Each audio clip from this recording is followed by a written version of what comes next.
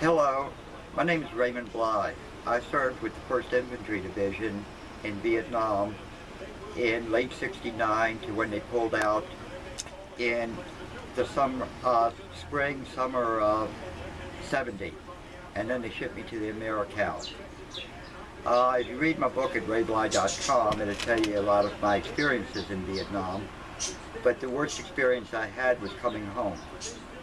Even though I brought my Vietnamese wife home. The first time I came home was on a 30-day leave for extending 6 months so I could marry my Vietnamese wife. When I came home at LAX, I had blood thrown on me, on my uniform. I was spit on, cussed out, and a lot of the people in the military was actually attacked by protesters right in the airport. I ran in and changed to civilian clothes real quick in the bathroom and hid my clothes, but they still knew I was a Vietnam veteran by my duffel bag, which had my military clothes in it. Then I went back to Vietnam. I wore civilian clothes all the way until I got back to Vietnam because of all the protests here at BWI, which was Friendship Airport back then, and the other places I was at, until I got to Seattle, Washington in a military base. Then I was safe. I put on my military uniform to fly Pan Am back.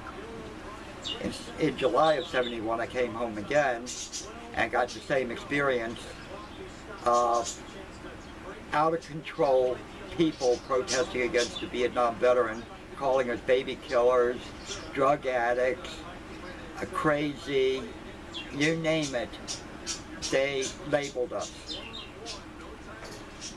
For the first 10 years, a lot of my past friends that didn't know I was in Vietnam, I refused to tell them I was in Vietnam.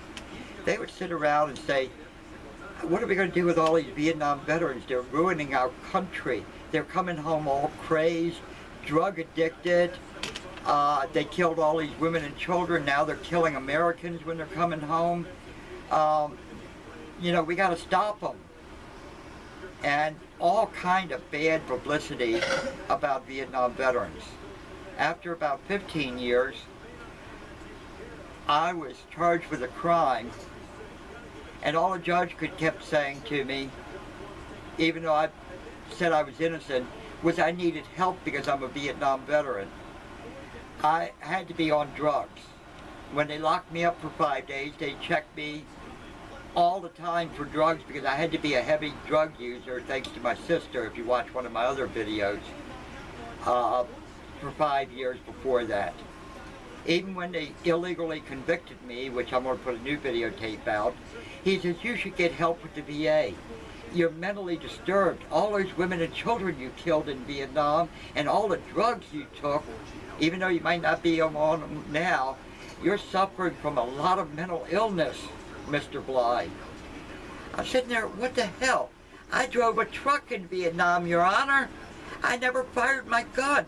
I was too busy ducking and stepping on the gas before they hit the explosives on the back of my truck delivering to fire support base camps. I just learned how to duck and run to the nearest bunker or step on the gas if I was in my truck loaded with explosives, and prayed like hell that they didn't kill me. How come I'm labeled as a baby and woman killer just because I served in Vietnam? I went to join the American Legion. The veterans sitting around said I was not a veteran. I didn't serve in a war.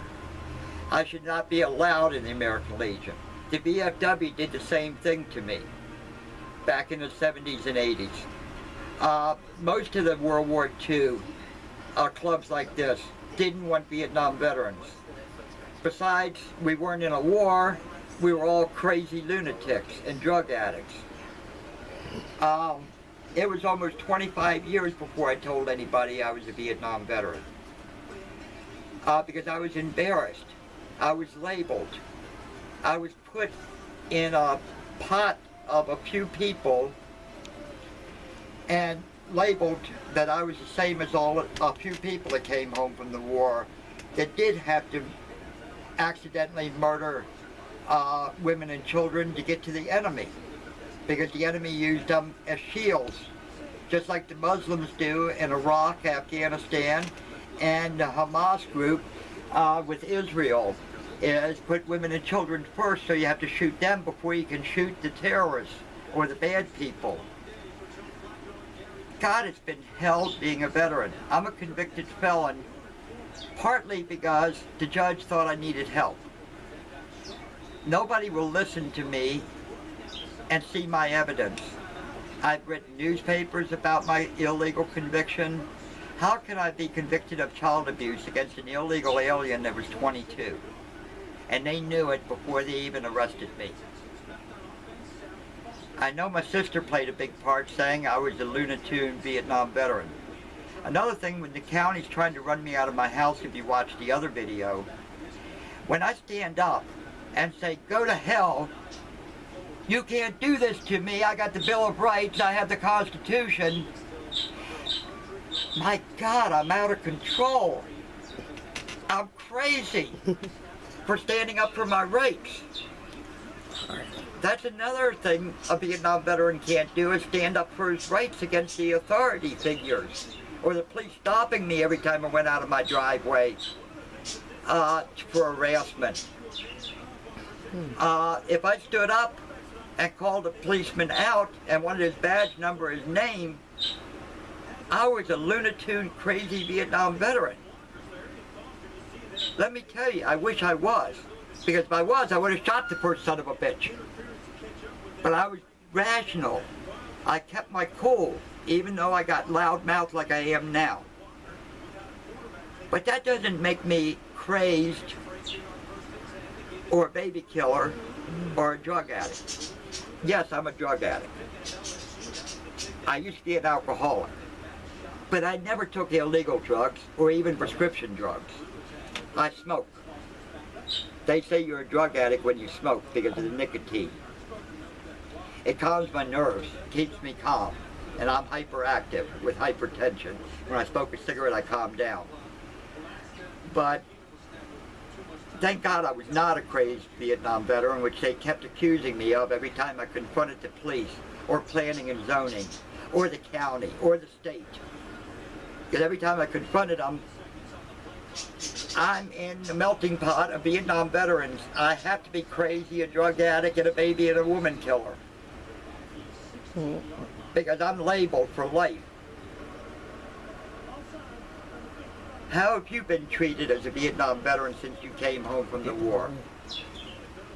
Tell your stories to other veterans and tell it to the public of how we've been shit on, not even welcome home, but spit on and names called when we came home. And now people are saying welcome home. It's meaningless through the hell we've been through just coming home as a Vietnam veteran, by our neighbors, by the police, by everybody that looks down on us because we're stigmatized with what a few did. Yeah, there were a few people that were drug addicts. There were a few people that suffered PTSD that came home mad as hell and woke up at night with dreams of what they had to do in a war.